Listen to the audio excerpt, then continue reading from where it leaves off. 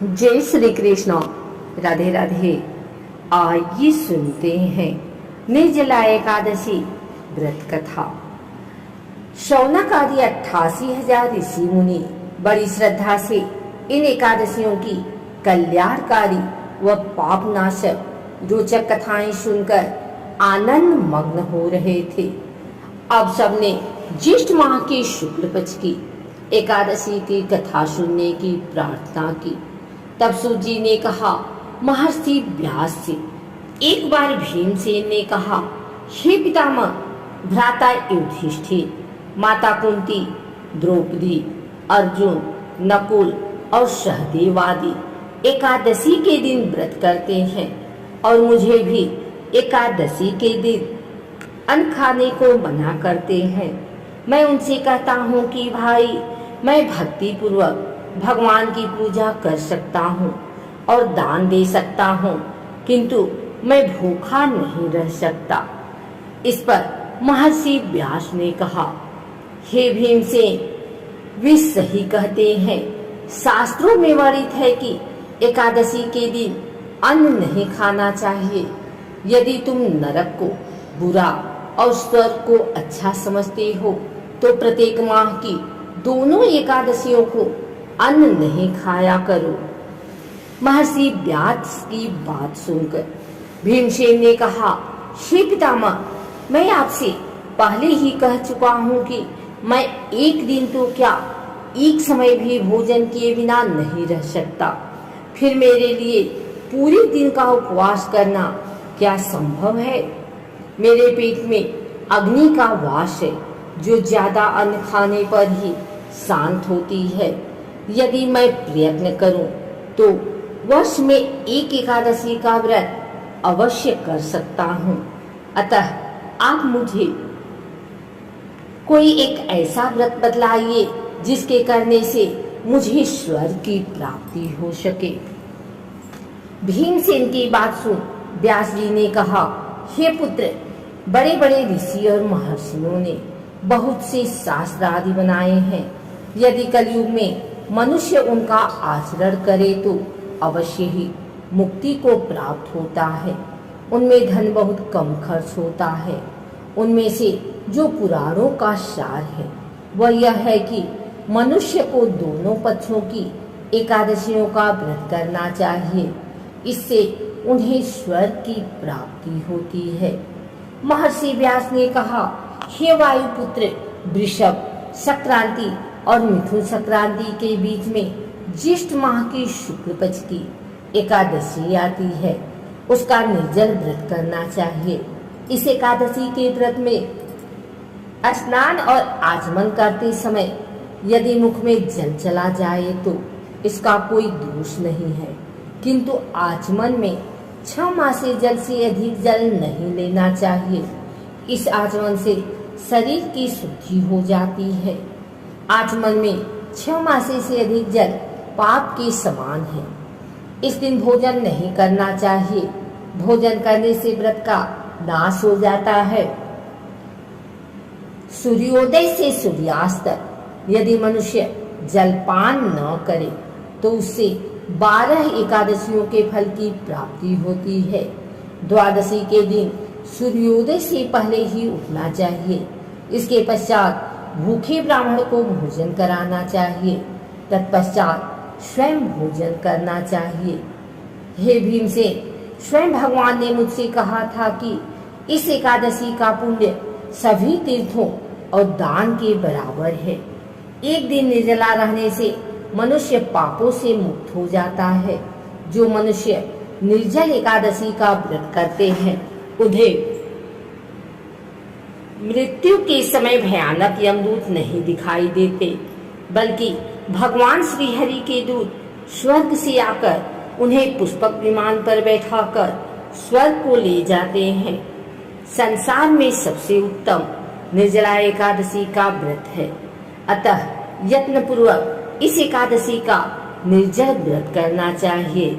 इस दिन ओम नमो भगवते वासुदेवाय इस मंत्र का उच्चारण करना चाहिए। इस दिन गौदान करना चाहिए। इस एकादशी को भीमसेनी या पांडव एकादशी भी कहते हैं। निर्जल व्रत करने से पहले भगवान का पूजन करना चाहिए और उनसे प्रार्थना करनी चाहिए कि हे प्रभु, आज मैं निर्जल व्रत करता हूँ, इसके दूसरे दिन भोजन करूँगा। मैं इस व्रत को श्रद्धा पूर्वक करूँगा, मेरे सब पाप नष्ट हो जाएं। इस दिन जल से भरा हुआ घड़ा वस्त्र आदि से ढककर स्वर्ण सहित किसी सुपात्र को दान करना चाहिए।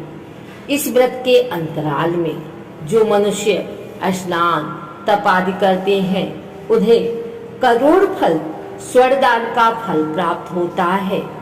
जो मनुष्य इस दिन यज्ञ होम आदि करते हैं उसके फल का तो वर्णन भी नहीं किया जा सकता। इस निर्जला एकादशी के व्रत के पुण्य से मनुष्य विष्णु लोक को जाता है। जो मनुष्य इस दिन अन्न खाते हैं उनको चांडाल समझना चाहिए, वे अंत में नरक में जाते हैं। ब्रह्म रक्त बहाव करने वाले, मांस खाने वाले, चोरी करने वाले, गुरु से ईर्ष्या करने वाले, झूठ बोलने वाले भी इस व्रत को करने से स्वर्ग के भागी बन जाते हैं। हे अर्जुन, जो पुरुष या स्त्री इस व्रत को श्रद्धा पूर्वक करते हैं उनके निम्नलिखित कर्म हैं। उन्हें सर्वप्रथम विष्णु भगवान का पूजन करना चाहिए, तदुपरांत गौदान करना चाहिए। इस दिन ब्राह्मणों को दक्षिणा देनी चाहिए। निर्जला के दिन अन्न, वस्त्र, छत्र आदि का दान करना चाहिए। जो मनुष्य इस कथा को प्रेम पूर्वक श्रवण करते हैं तथा पठन करते हैं वे भी स्वर्ग के अधिकारी बनते हैं। अपनी कमजोरियों को अपने गुरुजनों व परिवार के बड़ों से कदापि नहीं छुपाना चाहिए। उन पर विश्वास रखते हुए भक्त को चाहिए कि वह अपना कष्ट उन्हें बताए ताकि वे उसका कोई उचित उपाय कर सकें। उपाय पर श्रद्धा और विश्वास पूर्वक अमल करना चाहिए। आइए सुनते हैं एकादशी माता की आरती। ओम जय एकादशी, जय एकादशी, जय एकादशी माता। विष्णु पूजा व्रत को धारण कर शक्ति मुक्ति पाता। ओम जय एकादशी माता, तेरे नाम गिनाऊं देवी, भक्ति प्रदान करने गढ़ गौरव की दीनी माता, शास्त्रों में बरनी। ओम जय एकादशी, मार्गशीर्ष के कृष्ण पक्ष की उत्पन्ना विश्वतारिणी जन्मी, शुक्ल पक्ष में हुई मोक्षदा मुक्तिदाता बन आई। ओम जय एकादशी, पौष के कृष्ण पक्ष की सफला नामक है, शुक्ल पक्ष में होए पुत्रदा आनंद अधिक रहे। ओम जय एकादशी, नाम सटतिला माघ मास में कृष्ण पक्षा में, शुक्ल पक्ष में जया कहाँ में विजय सदा पावे। ओम जय एकादशी, विजया फागुन कृष्ण पक्ष में शुक्ला आमल की, पाप मोचनी कृष्ण पक्ष में चैत्र महाबली की। ओम जय एकादशी। चैत्र शुक्ल में नाम कामदा धन देने वाली, नाम बरुथनी कृष्ण पक्ष में वैशाख माह वाली। ओम जय एकादशी शुक्ल पक्ष में होए मोहिनी, अपरा ज्येष्ठ कृष्ण पक्षी। नाम निर्जला सब सुख करनी, शुक्ल पक्ष रखी। ओम जय एकादशी योगिनी नाम आषाढ़ में जानो, कृष्ण पक्ष करनी। दिविशयनी नाम कहायो, शुक्ल पक्ष धरनी। ओम जय एकादशी कामिका सावरी मास में आमी, कृष्ण पक्ष कहिए। श्रावण शुक्ला होए पवित्र, आनंद से रहिए। ओम जय एकादशी अजा भाद्रपद कृष्ण पक्ष की परिवर्तिनी शुक्ला, इंद्र आश्विन कृष्ण पक्ष में व्रत से भव सागर निकला। ओम जय एकादशी पापांकुशा है शुक्ल पक्ष में आप हरणहारी, रमा मास कार्तिक में आवे सुखदायक भारी। ओम जय एकादशी देवोत्थानी शुक्ल पक्ष की दुख नाशक मैया, पावन मास में करू विनती पार करो नैया। ओम जय एकादशी परमा कृष्ण पक्ष में होती जन मंगल करनी, शुक्ल मास में होए पद्मिनी दुख दारिद्र हरनी। ओम जय एकादशी जो कोई आरती एकादशी की भक्ति सहित गावे, जन भूर दीता स्वर्ग का वासा निश्चय वह पावे। ओम जय एकादशी बोलो एकादशी माता की जय। आइए सुनते हैं निर्जला एकादशी पूजन विधि। शास्त्रों के अनुसार निर्जला एकादशी पर भगवान विष्णु माता लक्ष्मी की उपासना और उपवास करने से विशेष लाभ मिलता है। इससे जीवन में आ रही सभी समस्याएं दूर होती हैं। निर्जला एकादशी का व्रत करने से साल भर की एकादशी का पुण्य मिलता है। महाभारत काल में पांडव पुत्र भीम ने भी इस एकादशी पर व्रत किया था, इसलिए इसे भीमसेनी एकादशी भी कहते हैं।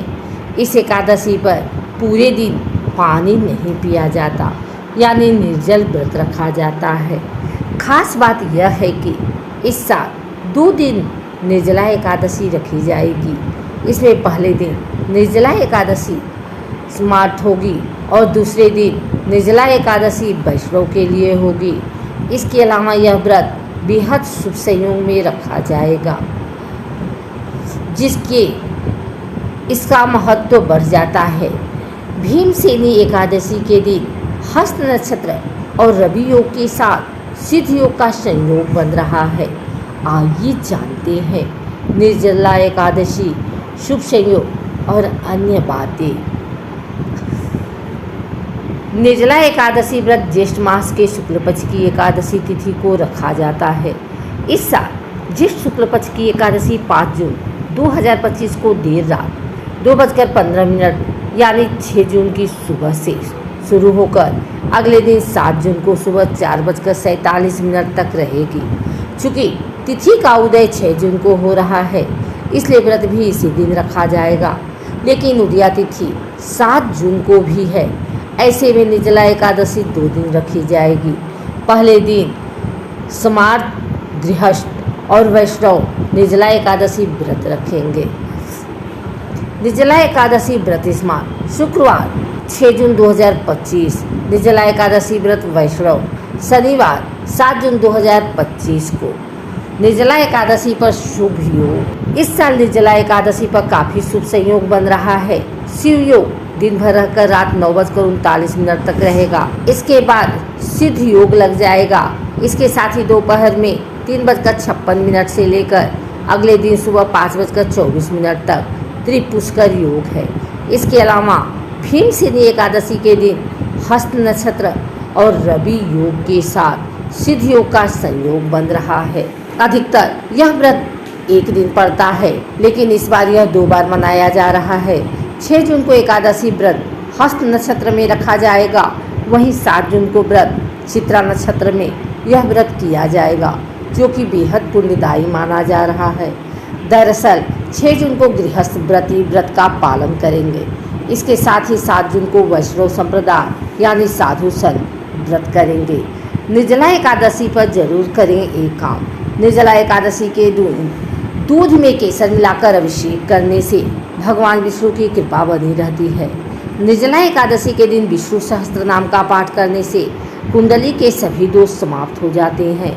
निर्जला एकादशी के दिन भोग में भगवान विष्णु को पीली वस्तुओं का प्रयोग करने से धन की बरसात होती है।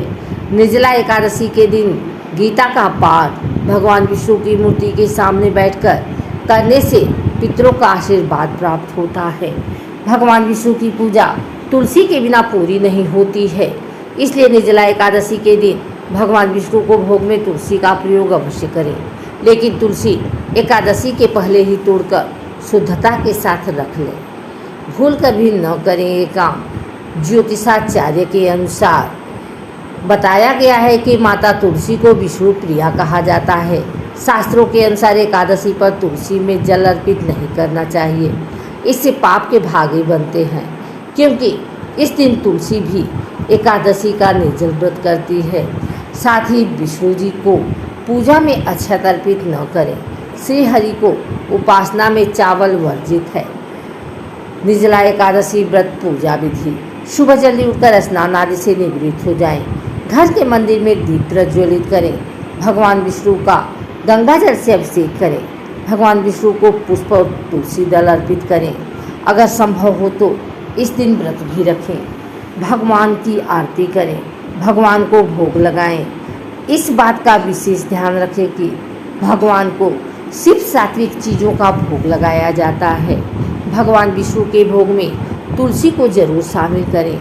ऐसा माना जाता है कि बिना तुलसी के भगवान विष्णु भोग ग्रहण नहीं करते। इस पावन दिन भगवान विष्णु के साथ ही माता लक्ष्मी की पूजा करें।